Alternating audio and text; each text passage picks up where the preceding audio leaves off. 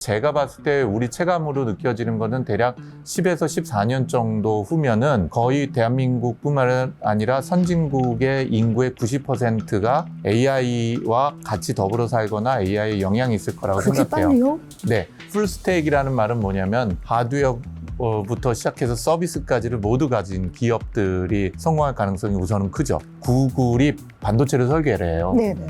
그리고 테슬라도 반도체를 설계를 하고요. 그리고 반도체를 설계를 하는 회사 중에서도 가장 포텐셜이 큰 회사 중에 하나가 저는 애플이라고 생각해요. 그래서 엔비디아의 힘은 반도체가 아니에요. 반도체 설계 능력도 있지만 그 설계 능력 위에 있는 소프트웨어 플랫폼이에요. 그래서 그 반도체가 잘 돌 수 있도록 하는 모든 것들을 제공을 해요. 빈익빈 부익부는 훨씬 가속화될 가능성이 커요. AI를 도입할 수 있는 기업과 그걸 소유할 수 있는 기업들은 그걸 통해서 더 많은 데이터를 모을 수가 있고, 더 많은 데이터는 더 좋은 AI를 만들어내고, 그 더 좋은 AI는 더 큰 수익성을 확보할 수가 있게 되겠죠.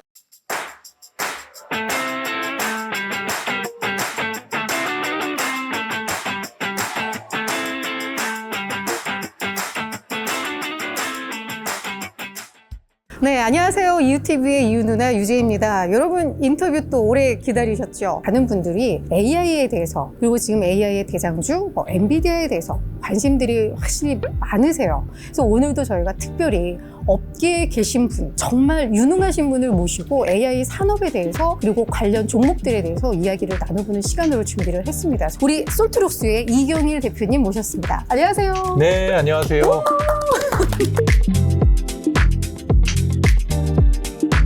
솔트룩스라는 기업에 대해서 이야기하기 위해서 한번 모신 적이 있었는데요. 네. 근데 오늘은 저희가 아무래도 저희 채널의 특징상 글로벌 마켓. 오늘은 산업에 대한 이야기들을 좀 많이 하고 싶은데 네, 네. 그래도 저희가 솔트룩스 기업에 대해서는 소개는 해드릴 필요가 있을 것 같아요. 네, 아주 좋은 기업입니다. 네, 우리가 AI에 대해서 잘 모를 때 그때 이미 이 시장을 개척하고 계셨던 분이기 때문에 그렇죠. 그래서 그런 점에서 되게 의미가 있는데 솔트룩스 어떤 기업인지 예, 잠깐만요. 솔트룩스는 솔트 소금하고 룩스 빛이에요. 짭짤하게 벌어서 빛나게 살아보자라는 모토를 2000년에 제가 창업을 했으니까 벌써 24년이 됐고요. 현재는 자회사 7개를 가지고 있는 그룹사예요. 직원 수는 대략 500명 정도 됩니다. 자회사로는 다이캐스트라고 하는 또 다른 AI 회사가 있고요. VC도 하나 가지고 있어요. 투자기관도 보유를 하고 있고, 최근 들어서 이제 B2C 서비스를 하는 미국 법인하고 한국 법인을 독립적으로 가지고 있기도 합니다. 총체적으로 보면 세계 최고 수준의 거대 언어 모델하고 생성형 인공지능 기술을 보유하고 있으면서 B2B하고 B2G 중심으로 사업을 확대를 하고 있고요. 최근에는 B2C에서 가상인간, 인공지능 비서, 인공지능 컨택센터 서비스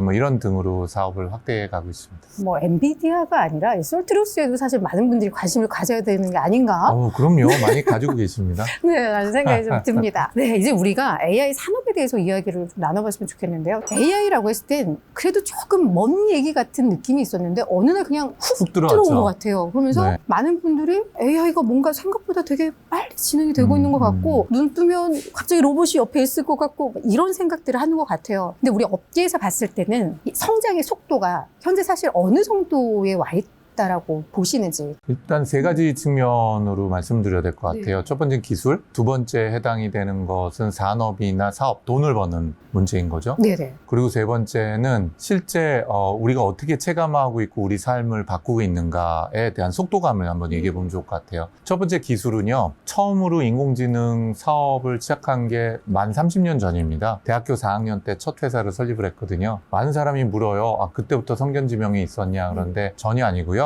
여자친구가 생겼는데 밥도 먹여야 되겠고 또 잘 꼬시려면은 뭐 영화도 봐야 되겠고 돈이 필요해서 사업을 시작을 했는데 그게 인공지능 회사였습니다. 그런데 그 후로 30년 동안에 저희 회사를 포함해서 제가 연구개발을 해왔었던 것이 지난 3년에 모두 다 뒤바뀌었고요. 지난 3년간에 우리가 경험해왔던 거를 지난 석 달이 훨씬 더 빠른 속도인 것 같아요. 비근한 예를 보면 인공지능의 뇌의 크기가 굉장히 빨라지기도 하고 복잡해지기도 하는데 많은 데이터를 학습을 해서 예를 들자면은 지난 5년 전까지만 하더라도 대략 한 5년에 한 10배 정도 커졌어요. 인공지능의 뇌가. 근데 지금은 3년에 1000배씩 커지고 있어요. 대단하구나. 그러니까 기술적으로 봤을 때는 저같이 오랫동안 이 분야에 한 분야만 했던 사람이 봐도 헉 하고 이거 어떡하지? 저희가 진짜 한 1년 동안에 미친 듯이 연구개발하고 투자를 해서 야 이제 됐다라고 내놓으면 내일은 완전히 또 새로운 기술들이 폭포수처럼 이제 쏟아져 나오는 거죠. 그런 기술 발전의 속도가 있다면 두 번째, 돈 버는 문제는 그거하고는 좀 다르긴 하죠. 돈 버는 비즈니스 모델이 본격적으로 시작된 건 이제 재작년부터인 것 같아요. 재작년부터 시작이 되는데 그 출발점은 테슬라라고 저는 보여져요.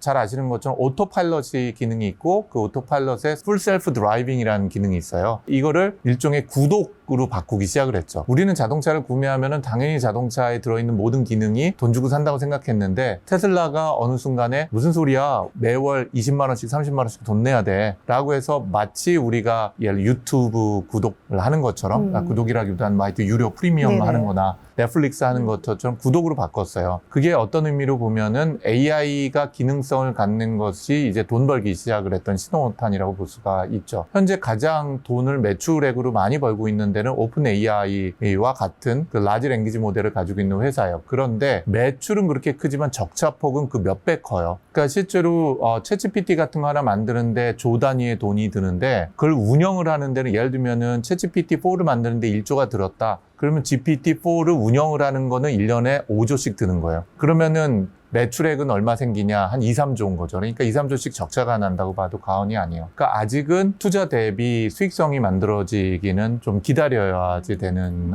순간이죠. 근데 여기에서 최근 들어서 애플이 움직이는 행보가 참 의미가 있다고 생각은 들어요.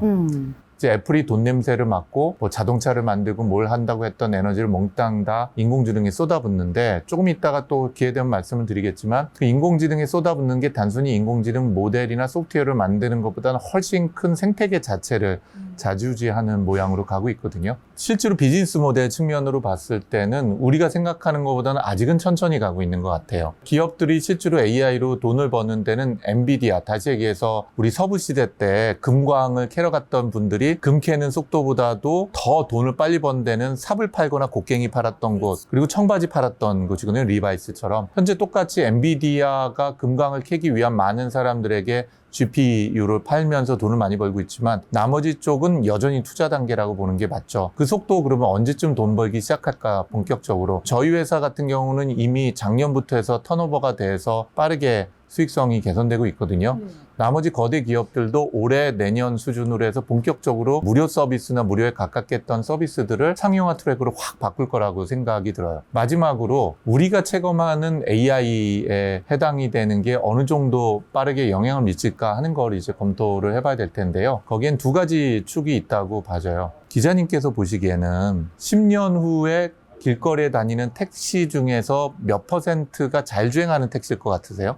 근데 이게 사실은 어느 순간 이게 가속화가 되면 그냥 확 터질 것 같은데 그렇죠. 근데 그 10년 뒤가 그 시기는 아닐 것 같아요. 그러면 한 10%, 10%, 20%? 네. 20년 후는요?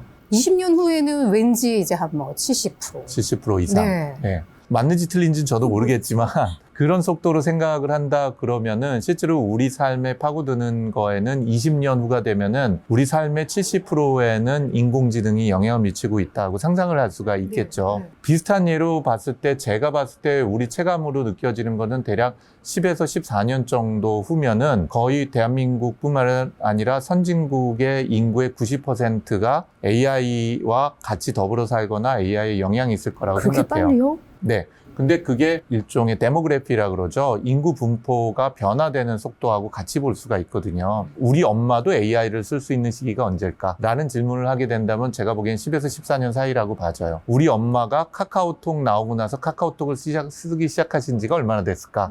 그럼 대략 한 10년이 안 걸리셨던 것 같거든요. 우리가 체감하는 속도는 전체가 AI와 더불어 사는 삶에 대한 게 10년에서 14년 사이 정도에는 전체 인구의 90%가 지금 우리 스마트폰 쓰듯이 AI에 관련된 걸로 생산성을 향상을 시키는 역할을 하게 될 거다라고 생각을 합니다. 이제 앞서 말씀하시면서 기업들이 이제 수익으로 돌아서는 시기가 뭐 내년 정도면 될 거다라고 했는데 내년부터 본격적으로 수익화를 시작할 거예요. 근데 네. 이게 사실은 AI와 관련된 뭐 반도체를 만들고 관련 뭐 기술을 지금부터 만드는 기업들은 좀 빨리 올 수 있겠지만 이게 이제 전반적으로는 기업들의 어떤 생산성 향상, 다 기계가 자동화되고 이런 시기에 대해서는 다중의 기대감을 너무 앞당겨서 하고 있다라는 얘기들도 좀 나오던데. 우리가 2차 산업혁명의 태동기를 1890년도라고 봐요. 전기가 1900년도부터 본격적으로 전기를 사용하기 시작해서 그 전기가 파급이 돼서 공장의 대부분이 자동화와 함께 대량 생산이 완성이 되는데 기간이 얼마냐? 딱 30년이 걸렸거든요. 네. 그 30년 동안에 그 큰 변화가 일어났어요. 그러면은 지금 현재는 그 변화의 속도가 얼마나 걸릴 거냐? 그럼 거의 절반이면 충분하다고 판단이 저는 들어요. 흔히 말하는 빅테크 기업, 오늘 이 주제인 글로벌 마켓에서 우리가 투자를 관심 가질 만한 기업들이 움직임을 봐도 굉장히 큰 이해를 하게 되는데요. 예를 들자면은 작년도에 마이크로소프트나 메타가 GPU라고 하는 AI 반도체를 구매하는데 쓴 돈이 3조 원이 넘어요. 반도체만 구매하는데 쓴 돈이. 그런데 이 AI 반도체는 생명 주기가 3년에서 길어서 4년도 안 돼요. 왜냐면 3, 4년이 지나면 얘보다 10배 더 빠른 애가 나오기 때문에 얘 전기비를 들여서 하거나 유지하는 비용보다 새 반도체를 사는 게 더 저렴한 거거든요. 그 얘기는 3, 4년 내에 ROI를 본다는 얘기거든요. 지금 투자한 것에 해당이 되는 걸로. 비즈니스 모델 상으로 그럼 돈을 벌기 시작하는데 얼마나 빨리 벌게 될까라고 하면 올해 준비해서 내년도부터 완전히 수익화를 강화시켜 나가고 후후년도 정도가 됐을 때는 비즈니스 모델로 돈을 버는 회사가 확 올라오기 시작할 거라고 보여집니다. 실제로 네이버가 창업을 하고 나서 수익 모델을 강화시켜서 돈 벌기 시작하는데 5년에서 6년이 걸렸거든요. 근데 AI는 조금 더 빨라질 거라고 보여지기도 합니다. 그렇다면 이 AI 시장의 발전이 어떤 카테고리에 더 많은 수혜를 줄 것이라고 혹시 보시는지. 그러니까 지금은 이제 네. 엔비디아 같은 그런 하드웨어를 만드는 회사라면 이게 어떻게 발전될 것으로 예상을 하세요? 일단은 풀스택으로 갈 가능성이 커요. 풀스택이라는 말은 뭐냐면 하드웨어부터 시작해서 서비스까지를 모두 가진 기업들이 성공할 가능성이 우선은 크죠. 우리는 잘 모르고 있는데 구글이 반도체를 설계를 해요. 네네. 그리고 테슬라도 반도체를 설계를 하고요. 그리고 반도체를 설계를 하는 회사 중에서도 가장 포텐셜이 큰 회사 중에 하나가 저는 애플이라고 생각해요. 애플에 우리 휴대폰에 들어가는 반도체, 그리고 맥북이라고 하는 노트북에 들어가는 반도체가 모두 애플 자체가 설계한 반도체 칩이에요. 근데 애플은 그거를 대중에게 팔지는 않았어요, 여태까지. 근데 이제 본격적으로 애플이 휴대폰이나 아이패드나 노트북에다가 자신들이 설계한 AI 반도체를 탑재를 하기 시작을 했고요. 제3자에게 팔 수 있는 엔비디아의 이제 경쟁자가 나오는 거죠. 네네네. 팔 수가 있는 그 IDC, 그러니까 데이터 센터용 반도체도 만들어서 출시하기 시작할 거예요. 네, 그런데 문제는 애플과 같은 회사나 구글과 같은 회사는 그 위에 소프트웨어나 플랫폼 인프라스트럭처도 있고, 예를 들면은 IDC와 같은 컴퓨터 센터도 보유하고 있고요. 또 그 위에다가 소프트웨어 엔지니어를 포함한 소프트웨어 기술도 보유를 하고 있고요.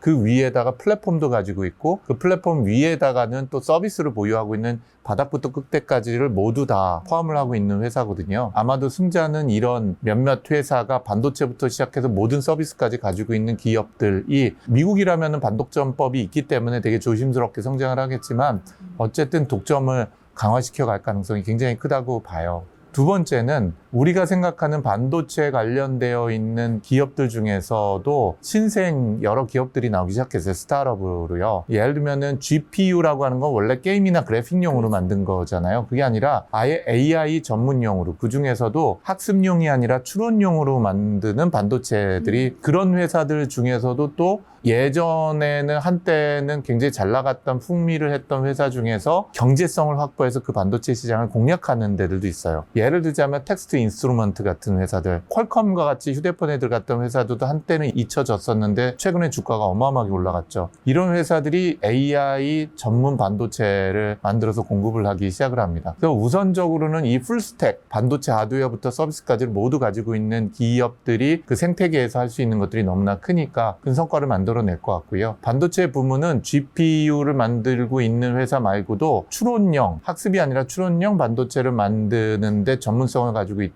그거의 가격대를 엔비디아보다 거의 절반 이하로 이미 낮춰놨어요. 그게 가격을요. 가능하구나. 예.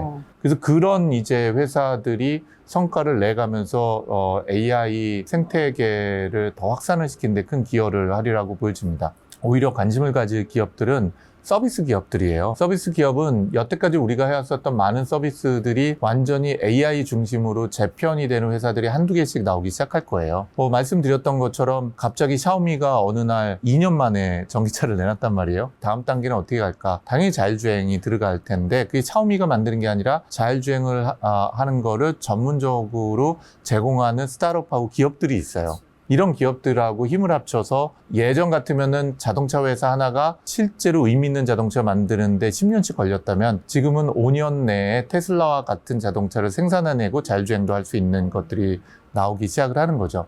말단에서 고객에게 서비스를 제공을 할 수 있도록 하는 서비스 중심의 기업들이 다양한 형태로 나올 거예요.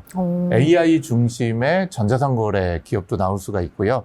기존에 있었던 쿠팡이 AI를 적용을 하는 게 아니라 아예 네이티브 AI로 시작이 되는 기업이 나올 수도 있고요. 또 예를 들면 방송사 같은 것도 우리 이데일리 같은 경우만 하더라도 인터넷이 이제 성장을 하면서 동반성장한 그렇죠. 가장 대표적인 언론사잖아요. 마찬가지로 AI로만 갖고 이제 성장하는 완전히 새로운 대한 미디어가 나올 가능성도 있는 거죠. AI로 영상을 생성하고 AI로 방송하고 그리고 그 영상과 방송이 심지어는 인터랙션도 해요. 대화도 하는. 예를 들면 이렇게 완전히 새로운 형태의 서비스 기업들이 이제 본격적으로 출현이 될 거예요. 교육 시장도 마찬가지입니다. 완전히 인공지능 중심으로 교육이 이루어지는 시장도 있을 거예요. 국내에 있는 예를 들면 해외도 마찬가지지만 교육 중에 왜 우리는 교실에 지금 중고등학교 가면 한 반에 30명이 안 되거든요. 그중에 수학 시간에 절반 아이들은 잡니다. 똑같이 같은 시간에 그냥 강연을 하기 때문이에요. 근데 지금 AI 튜터 기술이 적용이 되면서 어떤 서비스 기업이 만들어지냐면요. 학생들마다 아예 교과서가 새로 생성이 돼요. 맞춤형으로 네. 교과서가요. 그리고 교과서만 갖고 공부하는 게 아니라 방송도 개인 맞춤형으로 생성이 돼요. 교육 방송이. 그리고 아이들하고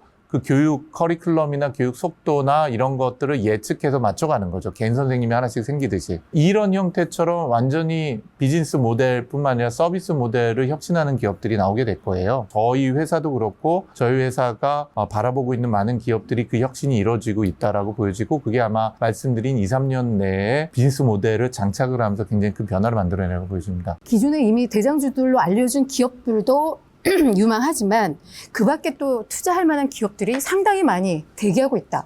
완전히 새로운 기업들이 나올 거예요. 볼 것 같은데 앞서서 말씀하셨던 풀스택 기업하면 예로 들어주신 그 애플. 네. 지금은 대표적으로 그러면 애플이라고 딱 볼 수 있어요? 아니면? 애플도 풀스택을 가지고 있고 반도체부터 서비스까지 다 보유를 하고 있는 회사이고요. 당연하겠지만 구글도 마찬가지 그런 회사입니다. B2B 중심으로 하고 있기 때문에 많은 분들이 모르는데 아마존에서 하는 클라우드 서비스가 있어요. 그걸 AWS라고 부릅니다. 웹 서비스. 예, 아마존 웹 서비스인데 네. 사실은 클라우드 비즈니스라고 네. 있는 회사예요. 이 회사도 풀스택으로 거의 모든 것들을 다 가지고 있는 기업이에요. 반도체도 직접 만듭니다. 이런 기업들이 지켜볼만 하고요. 어떻게 보자면 아웃스탠드 하기도 하고 아웃라이어이기도 한 회사로는 테슬라도 만만치 않아요. 테슬라도 AI 반도체를 만들 수 있을 뿐만 아니라 그것들을 올릴 수 있는 서비스를 보유하고 있고 현재 집중하고 있는 휴머노이드 로봇도 저는 서비스로 보거든요. 그 정점에서 다양한 이 전략을 구사할 수 있는 대상이라고 보여집니다. 국내 같은 경우도 네이버 같은 경우도 혼자서 풀스택을 하기는 어렵기 때문에 삼성전자라든지 인텔하고 손을 잡고 있고요. 저희 회사도 마찬가지로 인텔하고 얼라이언스를 맺어서 반도체를 같이 고민을 해보고 인텔하고 협력도 하고 있고요. 또 AI 반도체를 만드는 회사에 저희 회사가 투자도 하고 이런 식으로 풀스택을 자체적으로 보유하지 않으면은 얼라이언스를 맺거나 혹은 투자 관계를 통해서 그 전체에 대한 역량을 확보하려고 하는 노력들이 여기저기서 동시에 이루어지고 있다고 봐도 될 것 같아요. 이 대목에서 이제 엔비디아에 대한 고민이 이제 살짝 시작이 되는데 말씀하시면서 지금은 사실은 엔비디아가 독점적이다 보니까 그 프리미엄을 많이 받았는데 맞습니다. 이제 이보다 싼 가격에 만드는 기업들도 나올 것이고 말씀하셨던 애플도 이제 만들고 네. 여기저기서 다 만들면 이 엔비디아의 성장성을 저희가 어떻게 판단을 해야 되는 건지. 많은 분들이 오해를 하시는 게 있어서 팩트는 전달해 드려야 될 것 같긴 해요. 그 AI 반도체가 크게 학습을 하기 위한 학습 용도랑 학습된 인공지능이 서비스에 적용하기 위한 그걸 우리는 추론용 반도체라고 해요. 이 추론용 반도체 구조가 많이 다릅니다. 물론 엔비디아는 범용이기 때문에 이 둘 다를 다 할 수 있어요. 근데 당분간은 그 AI 반도체라는 관점으로 보자면 학습용은 엔비디아를 뛰어넘는 게 쉽지가 않아요. 많은 분들이 우리 엔비디아는 반도체를 만들고 AI 반도체를 만드는 회사다라고 생각하지만 정확히 표현하면 AI 반도체를 설계를 하는 회사죠. 생산은 하지 않으니까요. 그렇죠. 네. 두 번째는 그 AI 반도체를 설계한 것이 굉장히 강력한 힘을 발휘할 수 있도록 하는 소프트웨어 플랫폼을 가진 회사예요. 그래서 엔비디아의 힘은 반도체가 아니에요. 반도체 설계 능력도 있지만 그 설계 능력 위에 있는 소프트웨어 플랫폼이에요. 그래서 그 반도체가 잘 돌 수 있도록 하는 모든 것들을 제공을 해요. 개발 환경, 그리고 최적화하는 것들, 그리고 더 강력하게 작동될 수 있도록 하는 것, 심지어 그 반도체가 수만 개가 같이 협력을 하면서 수만 개가 하나의 반도체처럼 작동될 수 있도록 하는 기술 등등을 제공을 해요. 근데 현재 그런 수준을 제공할 수 있는 반도체가 당분간은 쉽지는 않아 보여요.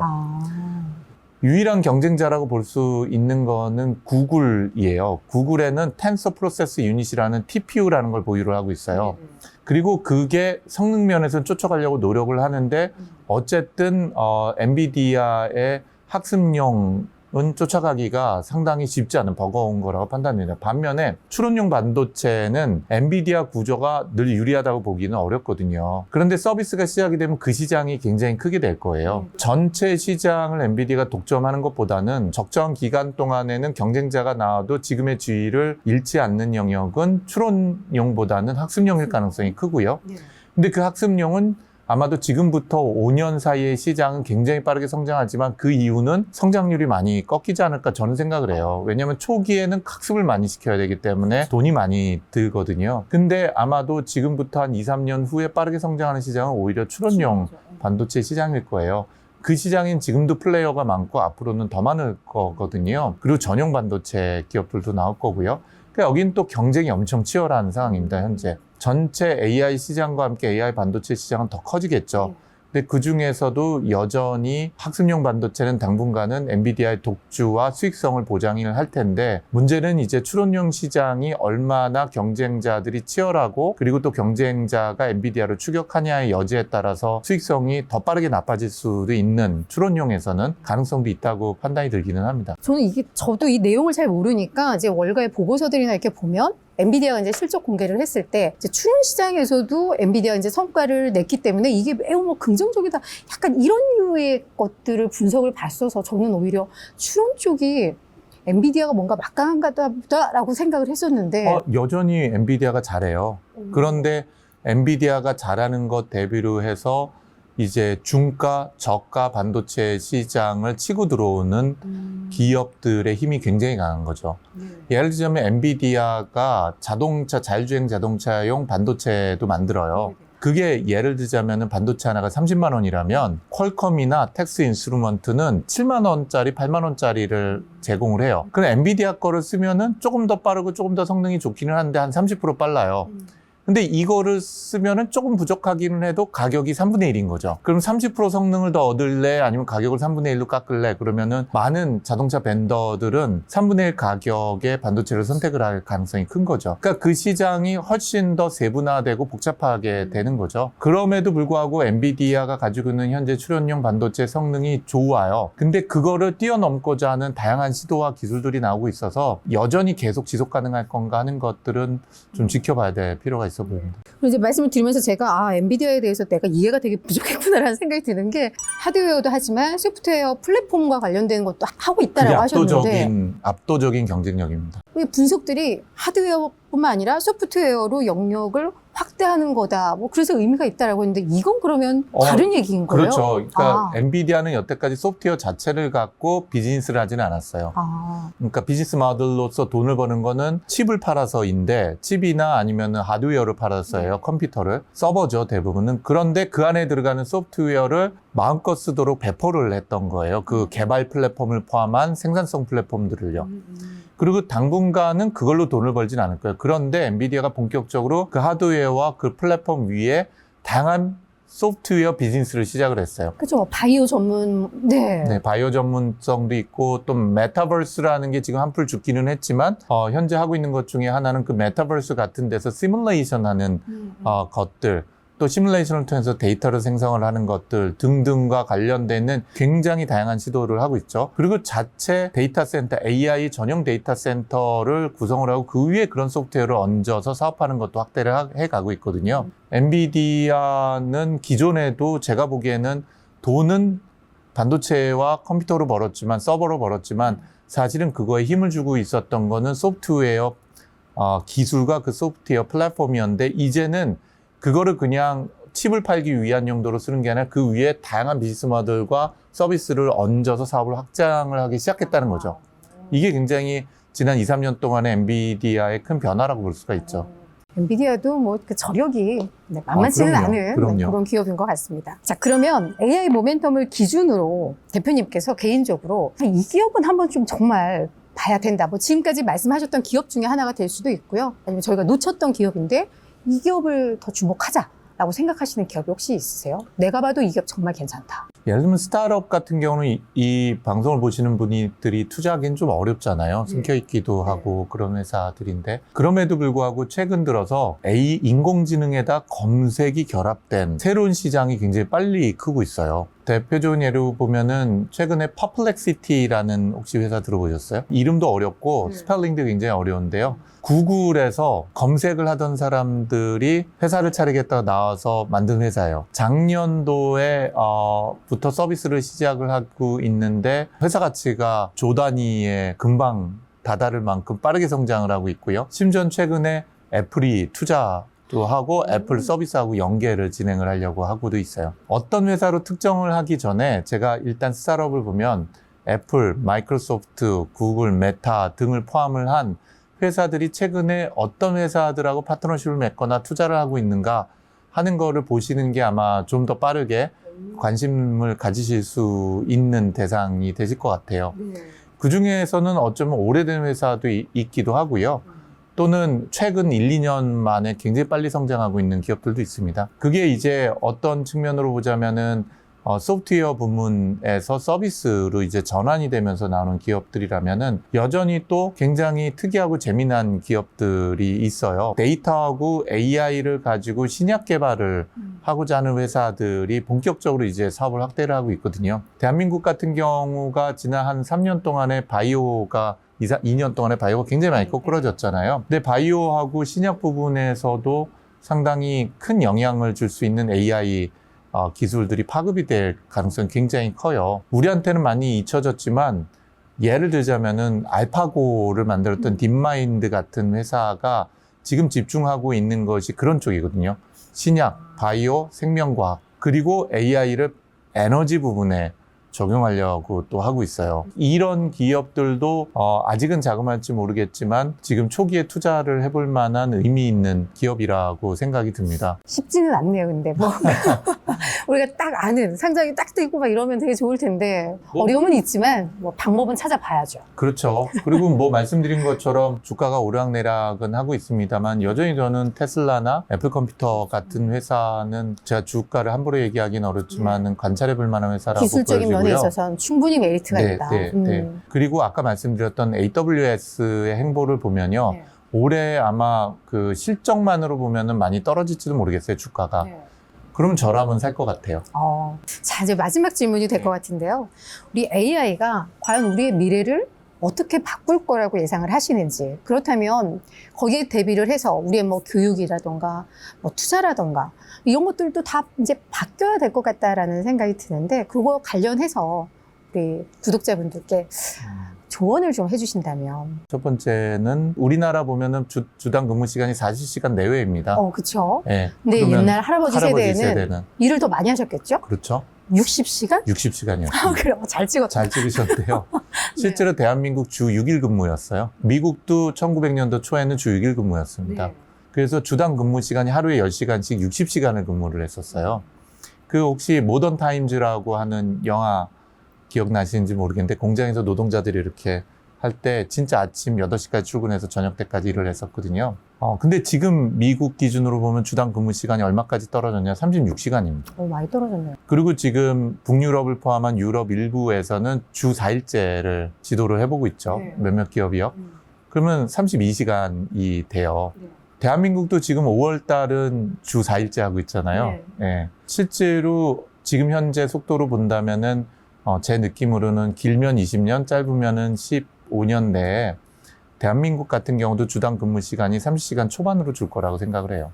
두 가지 큰 임팩트가 있는데 첫 번째는 인공지능이 새로운 그 생산성에 대한 혁신을 만들어낼 가능성이 굉장히 크고요. 가능성이 아니라 그건 이미 시작이 된 미래이고 거의 필연적일 수밖에 없는 상황이라고 보여집니다. 왜냐하면 전 세계 모두의 선진국들이 대한민국을 포함해서 잠재 성장률이 2% 미만이거든요. 과거 기계가 도입이 되면서 연 10%씩 성장했었던 그 성장이 포화가 됐다는 걸 의미를 하는 거고요. 그 새로운 성장 동력에 AI가 충분히 중요한 기여를 하게 될 것 같아요. 사회적으로 봤을 때 세상은 어떻게 바뀌냐? 한마디로 하면 덜 일하게 될 것이다. 좋네요. 네, 라는 게 이제 네. 핵심일 것 같아요. 그 다음에 두 번째는 빈익빈 부익부는 훨씬 가속화될 가능성이 커요. AI를 도입할 수 있는 기업과 그걸 소유할 수 있는 기업들은 그걸 통해서 더 많은 데이터를 모을 수가 있고 더 많은 데이터는 더 좋은 AI를 만들어내고 그 더 좋은 AI는 더 큰 수익성을 확보할 수가 있게 되겠죠. 금융에서도 마찬가지로 투자 부분도 퀀트 부분도 마찬가지일 거고 신약이나 헬스케어나 바이오 쪽도 마찬가지일 거고요. 그럼 이런 회사들이 만들어낸 건 지금의 같은 개찐도찐의 경쟁력이 아니라 비교가 안 되는 탁월성의 경쟁력을 가져갈 가능성이 있고 그러면은 여기에 독점성하고 그다음에 수익성이 한꺼번에 몰릴 가능성이 크죠. 그러니까 승자 독식을 네. 할 가능성이 커요. 실제로 AI의 그 활용성을 높게 쓰고 그거를 생산성 도구로 쓰면서도 자신의 경쟁력을 강화시킬 줄 아는 기업과 개인들은 오히려 더 큰 격차를 가지고 일종의 성과를 만들어낼 네. 수 있을 거라고 보여져요. 근데 나머지 90%가 그렇게 되지 않는 거죠. 이 시장은 이미 시작이 됐는데 그게 번역 시장이에요. 지금 현재 뭐 파파고라든지 아니면은 구글 번역 같은 거 많이 쓰잖아요. 그래서 번역 시장 자체는 뭐 거의 3배 이상 커졌거든요. 근데 일반 번역사님들은 더 가난해졌어요. 왜냐면은 번역 물량은 늘었지만 기계가 번역하고 기계가 번역한 거를 부편집만 검수만 하니까 그 비용은 3분의 1 가격으로 낮아졌거든요. 더 많이 일을 하셔야 되는 거예요. 그런데 상위 10% 번역사님들은 몸값이 더 올라갔어요. 기계가 번역을 제대로 못하는 것들은요. 예를 들자면 특정 도면에 전문성 있는 예를 들자면 의료 번역을 해야 된다거나 아니면 어떤 특정 뭐 군사 관련된 걸 해야 되거나 이런 것들은 전문성이 있으셔야 되거든요. 결국은 대한민국뿐만 아니라 전 세계 사회가 양극화가 될 가능성이 더 커진다는 걸 의미를 하죠. 그래서 전 세계적으로 고민하는 것 중에 하나가 AI에다가 세금을 물리자는 거예요. 그렇게 해서 수익성을 올린 걸 가지고 오히려 보편타당한 복지를 더 강화시켜야 된다라는 주장들도 더 설득력을 받고 있는 거이기도 하고요. 그리고 그런 방향으로 움직일 가능성이 좀 크다고 봅니다. 특히 대한민국은 그 방법을 선택하지 않으면 어려운 것이 20년 후가 돼도 저나 기자님이 건강할 것 같아요. 네. 그래서 우리나라는 20년 후에 65세부터 100세까지의 초고령 인구가 지금의 정확히 2배가 됩니다. 그리고 20세나 또는 혹은 18세라고 계산을 하던지 간에부터 60세 혹은 65세까지가 지금의 2분의 1로 줄어요. 병원에 가서 진단받고 뭐 약 받아오는데 2, 3천 원이면 되잖아요. 그 우리가 4대 보험 다 내서 가능한 것들이에요. 지금 현재까지는 국민연금 아직 고갈은 안 됐어요. 근데 사학연금을 포함을 한 선생님들, 군인분들이 가속화가 될 텐데 그때 가서 세금 걷어서 하는 거 가능할까요? 불가능합니다. 그 혜택을 받아야 되는 사람은 2배로 늘어나고 돈을 내는 사람은 반으로 줄어드니까 4배 차이가 난다는 걸 의미를 하니까요. 그 문제를 해결하기 위한 여러 노력들이 필요해요. 대표적인 예는 지금 노동소득에서 자본소득으로 바뀌어가는 과정을 강력하게 추진하고 거기에서 우리는 세금을 부여하는 등의 노력이 필요한 것처럼 마찬가지로 과거 100년이 대한민국이 기계자동화를 통해서 성장을 해왔죠. 심지어는 44배 성장을 했거든요. 대한민국이 전 세계 유일하게요. 미국이 12배 성장하는 동안에 대한민국은 44배 성장을 했습니다. 현재 연평균 2% 성장을 해서 10년 해봤자 얼마 안 되는 거예요. 결국은 AI의 도입은 생산성 향상뿐만 아니라 줄어드는 인구 그리고 그 중에서도 또 대한민국이 여전히 지금의 지위를 유지하기 위해서는 거의 필연적일 뿐만 아니라 성장시켜야 되는 산업이라고 보여지고 우리 삶도 그거에 적합하게 변화가 되겠죠. 네네. 개별적인 산업은 뭐 말할 것도 없을 것 같고요. 그런 거에 대비를 하자. 정말 전문성을 잘 갖춰서 각 개인에 10%가 대한. 되든 전문성이 갖춰져야 됩니다. 정말 AI를 잘 활용하는 사람이 이제는 살아남겠구나. 시대는 확실히 변할 것 같고 거기에 대한 대비를 해야 되고 그만큼 또 투자도 잘해야 될 것 같아요. 그럼요. 네. 선택이 중요한 시기입니다. 네, 그런 생각이 드네요. 정말 짧은 시간이지만 대표님께서 해주시고 싶은 얘기를 이렇게 압축해서 해주시려고 정말 노력을 해주신 것 같아요. 너무너무 감사를 드리고 저도 추천해 주셔서 감사합니다. 네, 저희가 또 이 산업에 대해서 궁금한 거 있을 때는 언제든 전화를 드리도록 하겠습니다. 알겠습니다. 네, 오늘 고생해 주셔서 고맙습니다. 감사합니다. 한번 10만을 넘겨보시죠. 화이팅! 100만도 해봤습니다. 이제 은행하게 되실 거잖아요. 고맙습니다. 화이팅!